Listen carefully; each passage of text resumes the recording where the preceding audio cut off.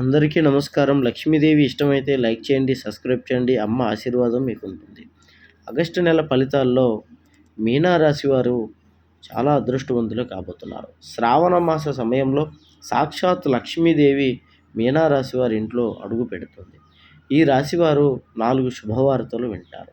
ఇందులో మొదటి శుభవార్త, సంతానం లేక బాధపడుతున్నటువంటి వారికి సంతానం కలగటము, అలాగే ఉద్యోగాలు లేక ఇబ్బంది పడుతున్నటువంటి వారికి ఉద్యోగాలు కలుగుతాయి. ఉద్యోగాల్లో ప్రమోషన్స్ వస్తాయి.